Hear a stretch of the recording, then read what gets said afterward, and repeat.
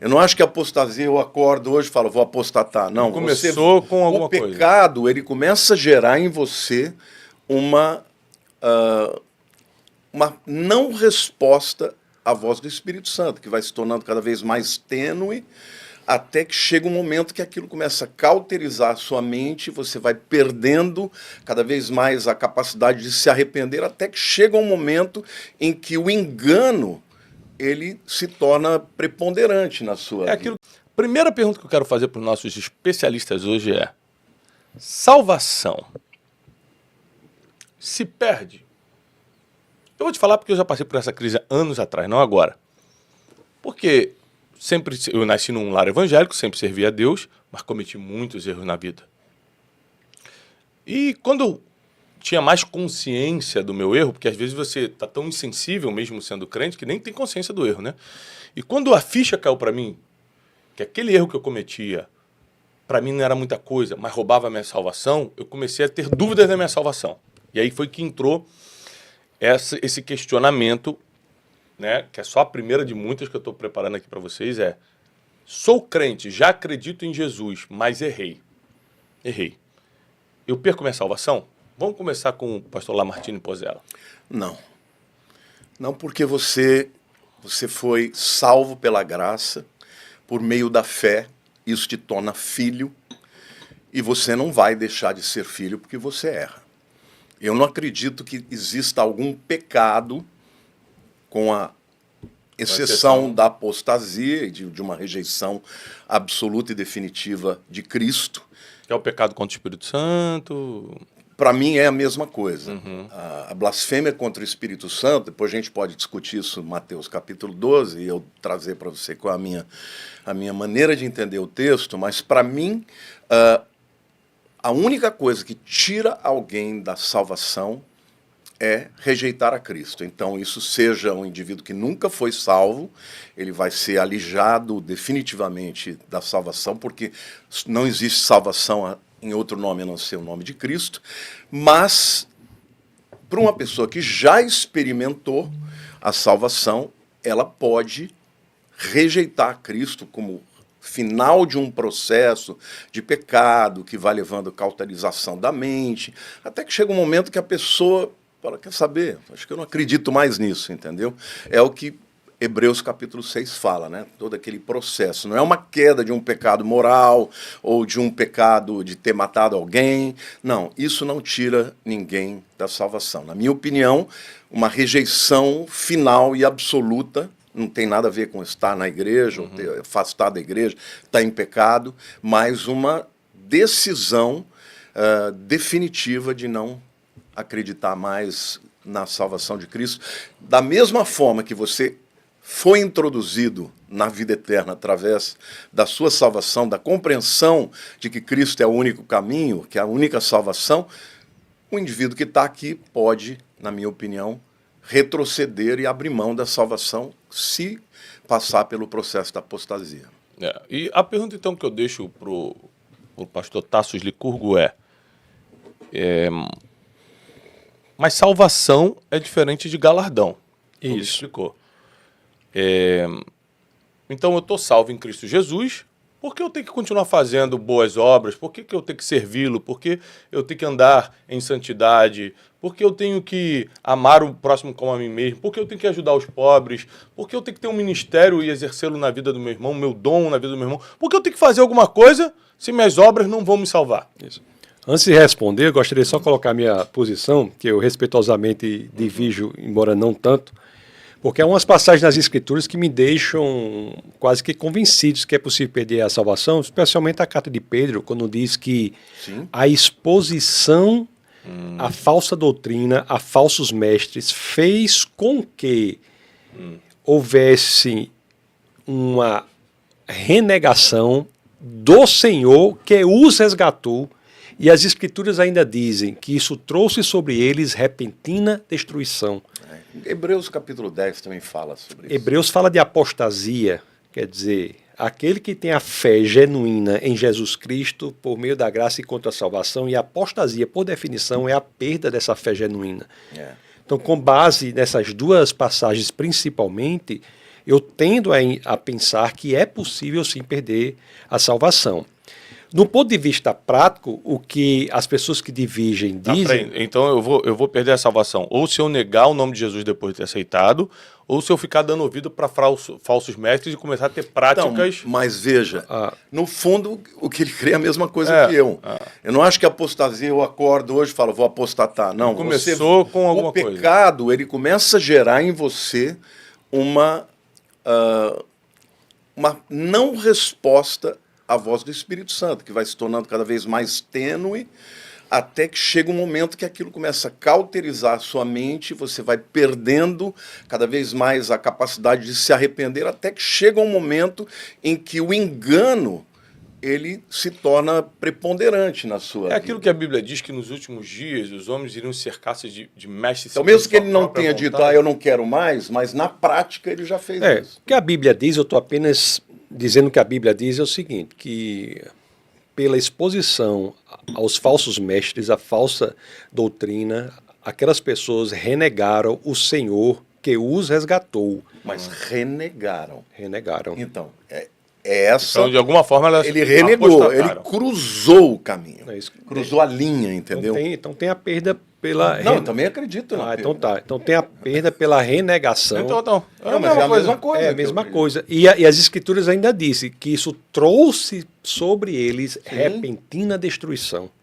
Então, só a mesma coisa dita de outras formas. E no dia a dia o que o pessoal diz é o seguinte, né?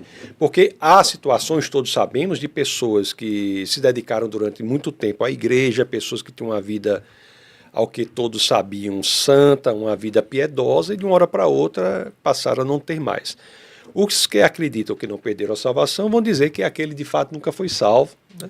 Enquanto os outros que acreditam dizem que ele perdeu a salvação. Então, minha resposta não é com base tanto na experiência, mas sim no que diz as Escrituras, na passagem sobre a qual nós nos debruçamos, assim como na passagem de Hebreus, que fala da apostasia. Em relação à sua pergunta especificamente, as obras são inservíveis para salvar alguém. São imundícia, como diz o apóstolo Tiago, são inservíveis para salvar alguém. As obras são, na realidade, uma consequência de quem já é salvo. Os mandamentos, por exemplo, eles nunca foram dados como uma escada para a salvação. Eles já foram dados para um povo que já era o povo de Deus, que havia passado o Mar Vermelho sem sequer molhar os pés e havia sido miraculosamente alimentado no deserto. No entanto, os mandamentos são dados para aquele povo não para que eles sejam o povo de Deus, porque já o eram, mas porque eles são povo de Deus. Então, se nós somos povo de Deus, nós temos um padrão no qual nós devemos nos espelhar para que cresçamos de maneira a sermos mais e mais parecidos com Deus, no caso nosso, do Deus encarnado, que é Jesus Cristo. Então, quando o mandamento diz, por exemplo, não mentirás, é porque Deus é a verdade. Quando diz não adulterarás, porque Deus é fiel. Não furtarás, porque Deus é confiável. Não assassinarás, o correto é assassinarás e não matarás, né? Porque matar é bíblico em certas situações. Quando diz não assassinarás, é porque Deus é a vida. Então, as obras são inservíveis para construir o caminho para a salvação. O ladrão ao lado da cruz é um exemplo claro disso, que não tinha nada a oferecer antes nem depois, né? Porque estava ali na cruz. E ele encontra a salvação. Então, as obras são para aquele que é salvo e não para alguém ser salvo. Ótimo. Agora, é o que diz Efésios 2, 8, 9 e 10, né? Pela graça sois salvos por meio da fé, isso não vem de vós, é dom de Deus. Mas nós fomos criados em Cristo Jesus para as boas obras. Você não é salvo pelas obras, mas é salvo para as obras. Agora, uma vez salvos, devemos ter novidade de vida e fazer boas obras. Agora, se eu sou salvo, então minha salvação está garantida por causa da cruz do Calvário, por causa da graça de Jesus. Só por isso. Então, as minhas obras vão interferir no meu galardão, ou seja, na minha recompensa eterna? Com certeza. Isso. Vamos lá? Pode. O galardão é um julgamento que sofre o crente, quanto aos galardões, o julgamento que sofre o crente. O crente não é julgado quanto à salvação. Assim como a Arca de Noé. Imagina a Arca de Noé. Aqueles que estavam na arca foram salvos estiveram acima do julgamento de Deus, que era o dilúvio. E o apóstolo Paulo usa a mesma preposição, né? Nós temos de estar em Cristo. Os que estão em Cristo estão acima do julgamento de Deus. Então, os galardões não são quanto à salvação, mas são quanto às coroas, aquilo que... E, inclusive, quando nós devemos comparecer diante do tribunal de Cristo, a palavra lá no grego é bimá, é o pódium. Era o lugar onde todos os corredores da maratona que haviam cruzado a linha, ou seja, já haviam vencido, recebiam a coroa de louros. Paulo fala, corra de tal maneira que você alcance o Ou prêmio. seja, nenhum que deixou de cruzar a linha estará nesse dia. Aquele é um tribunal para receber recompensas e galardões, mas não para serem reconhecidos como salvos ou não. Ou seja, quem estiver diante do tribunal do bimá de Cristo já está salvo. Aí ele vai poder receber, né, a recompensa, seja porque a sua obra é comparada ao ouro, prata, pedras preciosas ou madeira, feno e palha, que o fogo vai provar e não sobra nada, mas o indivíduo vai ser salvo. A Bíblia diz que pelo fogo. Essa semana o pastor Tarso me passou isso. Como eu falei, a gente conversou essa semana, quando eu tenho algumas dúvidas, eu ligo para alguns amigos, e o pastor Tarso é um, e aí ele falou, olha, você tem que prestar atenção no que 1 Coríntios diz, né, sobre as 6 coisas que pode construir em cima do fundamento que é Cristo. E o que acontece com ouro, prata e pressa? Quando passa pelo fogo, fica. Purifica. Purifica, né? Mas e fica no sentido de que não permanece. Não acaba. Agora, o feno, a madeira... feno e palha sobra queima. nada. Aí a Bíblia diz, todavia serão salvos, ainda que pelo fogo. Então está claro que não tem a ver com salvação, tem a ver com recompensa, tem a ver com galardão. E depois que eu peguei esse estudo, aí eu comecei a me aprofundar mais, começou a me dar um temor maior. Eu falo para Deus todo dia, Senhor, pelo amor de Deus, não queima tudo, não. Me avisa o que eu estou fazendo errado, então, porque eu não quero que só eu fiz uma oração parecida essa semana. Eu falei, Deus, me mostra o que não é pedra preciosa na construção que eu estou fazendo em cima desse fundamento. É muito simples. Vamos. O que dá glória para Cristo está dentro do propósito. O que traz glória para o homem? O próprio Senhor Jesus, quando falava dos fariseus, que quando iam dar suas ofertas, davam os gasofilatos na época eram de bronze, eles levavam moedinha pequenininha, porque ficava plim, plim, plim, plim, plim, plim, plim. Todo o povo falava, olha, os fariseus estão dando obra. Jesus disse, eles já receberam o galardão dos homens. Então, ou seja, não é só o que eu faço, mas é o como eu faço e por que faço. Ou seja, se você quiser buscar muita glória na terra, Deus falou, tá bom, mas essa vai ser a tua recompensa. A gente não pode buscar glória em hipótese alguma. Eu digo para quem está desavisado ou por mais intenções busca. Está trocando a recompensa eterna por uma passageira. Exato. Pelo aplauso do homem.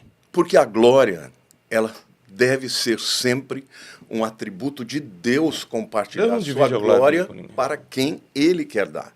Mas você devolve. Eu acho muito bonito que quando os anciãos estão diante do trono, eles recebem a coroa, né? Coríntios fala. Só que chegam na sala do trono, eles depositam as suas coroas. Ou seja, nem aquilo que recebemos nós temos o direito. A gente devolve, porque tudo veio dele. Tudo é para ele.